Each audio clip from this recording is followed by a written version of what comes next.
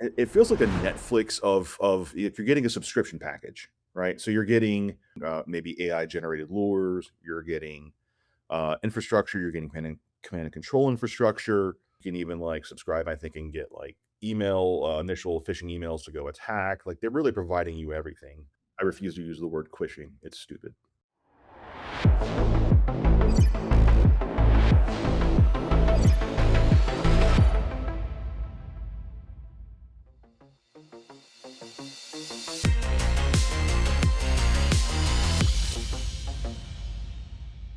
Some of the most effective tools that threat actors use today were originally built to help IT teams, not the attackers. In this quarter's Cisco Talos Incident Response Trends report, we saw ransomware actors use legitimate remote management tools in various stages of the attack chain.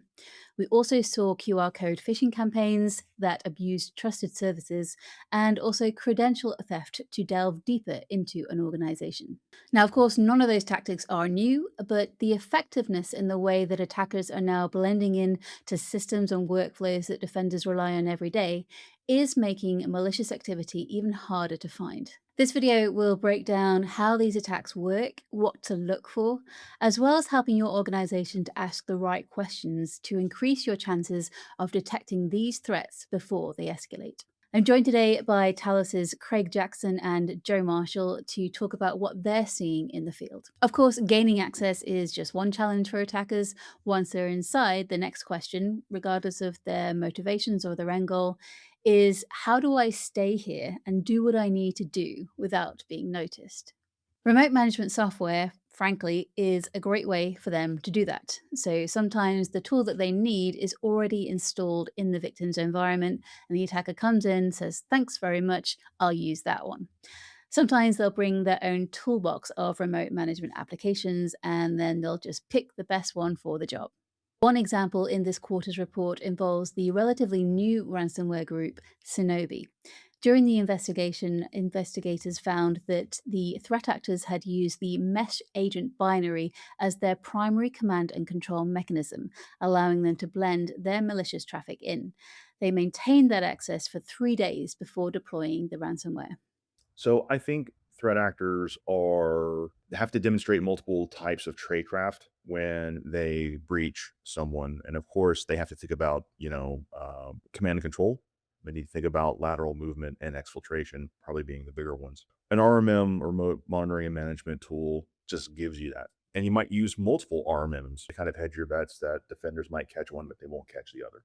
So, how do you recognize when legitimate software is being used for illegitimate reasons? You have to have a concrete understanding of what's happening in your environment, your network baselines, your software and application baselines. You have to understand what's deployed where, what is approved and authorized, what shouldn't be there, and then you can layer UEBA, which is user and entity behavior analytics. You can layer that on top as a complementary or compensating control if you have a gap in another area, but really understanding what should be there, what's authorized in the environment, that's going to help with you with detection of things that shouldn't be there or abuse of legitimate applications. The Sonobi incident wasn't the only time that Tal saw this tactic this quarter. In another incident that involved the Warlock ransomware group, the threat actor used the Zoho Assist unattended agent, and that gave them persistent access without requiring the user to be logged in. So something to think about with these agents or these RMM tools in general is that like they have all the things that the adversary wants. They're self-contained, self-hosted, so there's no vendor, there's no cloud loop, if you will. But really and truly, what they want is just their own unique interactive session on that machine, so that they can install additional tools, do reconnaissance, LSAS dumps, wherever it is they're going to go, whatever they need to do theoretically, while also hopefully evading detection. In these cases, traditional signatures will only get you so far. So, why do you recommend shifting towards more behavioral detection? There is a lot of value to signature based detection for kind of weeding out, commodity malware and, things that malware that we've observed before. But it's easy for adversaries to bypass a signature detection than it is for them to bypass behavioral detection, because that requires them to sort of modify their TTPs or their tradecraft compared to just modifying a single unit of tooling that they're using, or a single piece of tooling that they're using as part of their attack lifecycle. Another thing that stood out this quarter is that the phishing kits that threat actors use today are becoming far more complete. Take AR Token, for example. This is a malicious platform that Talos discovered this quarter, and we exposed 80 plus API endpoints for device code phishing, PRT persistence, business email compromise operations, and also SharePoint exfiltration. I think that we really should stop thinking of kits as a kit per se and more as a complete economic sort of ecosystem that exists.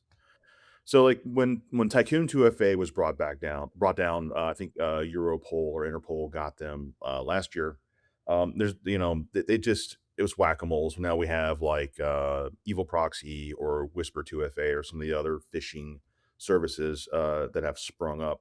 It feels like a Netflix of if you're getting a subscription package, right? So you're getting when you're getting maybe AI generated lures, you're getting infrastructure, you're getting command and control infrastructure.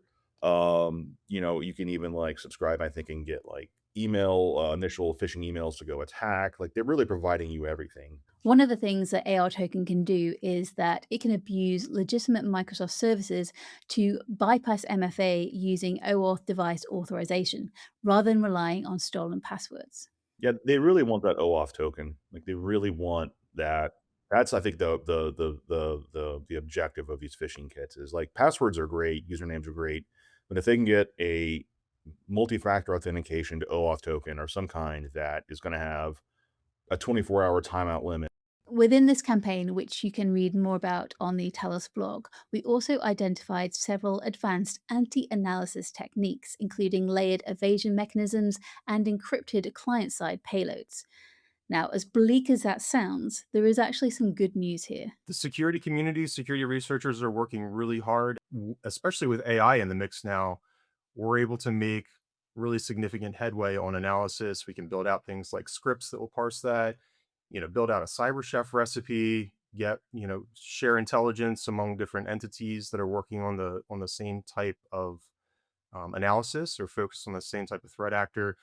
And typically, as a community, we're able to make really quick headway on reversing or bypassing some of those anti-analysis methods. There has been a persistent QR code phishing campaign that started in April and targets previously compromised Microsoft 365 accounts. It uses auto generated, victim tailored PDF documents containing QR codes that direct to adversary controlled Microsoft 365 credential harvesting pages. Now, once the attacker has full access to the Microsoft 365 account, they then use that to create inbox rules, stage files in SharePoint, and use the victim's mailbox to further compromise their colleagues and their contacts. So, in this particular attack chain, where do defenders stand the best chance of stopping it? Well, one of the things that's definitely going to happen, like if it is like a SharePoint or an exchange based vulnerability, is like they might create like an inbox rule or something like that to spam or to collect to further their business email compromise, and they're going to just shotgun it out to the entire address book of that. So if 5,000 sudden emails eject out of an account, that's a red flag. That's an opportunity to detect. With AI and kind of where we are right now, like you're going to see just rapid instantiation of these fake proxy sites, in my opinion. And that kind of aligns with our 2025 Talos Year in Review, right? Because, we saw extremely banal, mundane, business-oriented emails as the primary lure, with brand abuse, your DocuSigns and your Adobes and your whatever as like, "Hey, click this link for this totally normal business thing." And that checks out with, like, phishing kits and stuff like that, and certainly with what we're talking about with QR code phishing. I refuse to use the word quishing. It's stupid. Yeah, we really need to stop smishing things together. Now, whether attackers are stealing OAuth tokens, compromising 365 accounts, or registering their own MFA devices, these type of attacks leave a trail, if you know where to look. When we start talking about authentication based attacks, especially now with so many SaaS platforms and IaaS and PaaS and all your as a service, cloud hosting platforms, you're going to have your network controls and your authentication controls in a place where you're able to actually analyze those events effectively. But since we're talking specifically about token theft or credential theft, it's really having your authentication records dialed in for both your primary authentication and then as well hopefully your MFA is going to be tied into that, and you'll be able to correlate the activity between those resources as part of your investigation. Speaking of MFA, authentication abuse appeared in 65% of incidents this quarter, and that is up from 35% last quarter. So, as well as all the usual stuff, we did see a number of registrations of attacker controlled devices for authentication, which allows them to bypass MFA altogether. In a lot of cases, what we're seeing is situations where it's a social engineering attack that is targeting the user's MFA authentication portal. Once the adversary is able to gain access to it, they register their own device. They set that device as either the primary or like the one of the acceptable devices to be able to push authentication prompts to, and then they just go on their way. Empower your humans, make sure that they know what can happen and what to look out for. So we know groups like Scattered Spider, great at social engineering, can come in and fake anything they want to do and convince them, hey, I lost my phone. I got a new phone. Can you just shoot me a thing? Well, the process and procedure in place that would prevent that could be powerful. What's your department number? What's your employee number? Or a pre-agreed passphrase that would be something that only the user would know. And if they can't meet those gates, help as a desk agent says, I can't help you. It has also applied to executives. Like if I'm traveling corporate or remote and I'm like, hey, I need a new phone. That might be a separate procedure, but you need to be very, very, very careful about how you do that. The second things you can do, or the third thing you can do is, gate where that enrollment actually happens. So, like, only allow enrollment for mobile devices on trusted networks you already control, no matter where you happen to be. As is its very nature, the threat landscape will continue to make small shifts here and there. New platforms will emerge, attackers will continue to refine their techniques, and AI is almost certainly accelerating most parts of that process. Now, change is always going to happen, but what we'd recommend is focusing on the things that you can control. You can't stop all of the attackers in the world from building a better phishing platform. You can't stop them from using AI, but you can design stronger help desk processes. You can make MFA enrollment more robust if that's what you need to do. You can create more opportunities to detect attackers before they achieve their objectives by knowing your environment as well as you possibly can. We really need to remember that what AI is exploiting in a lot of cases are just like the foundational security practices, gaps in the foundational security practices that we've been talking about for decades. I think the whole point of like why we do this is to help people ask better questions. That's really what it is. Uh, which is to say, well, why should I worry about phishing? Why should I worry about phishing kits, or why should I worry about QR codes or whatever? The question you might want to ask is, well, why should I worry about it? What are we doing about it? Might be the better question to ask. And then go, you know what? This is a gap. We do need to fix this. We don't want this to happen to us. And if that happens, if just one person sees this video and goes, hey, that's a great idea. I really should ask my people that. That's a win. Fundamentally, the organizations that make life hardest for attackers are the ones who understand how attackers are adapting and then continuously strengthen the people, processes, and technology that those attackers have to get past. That is all for this episode of the Talos Threat Perspective. Thank you so much for watching.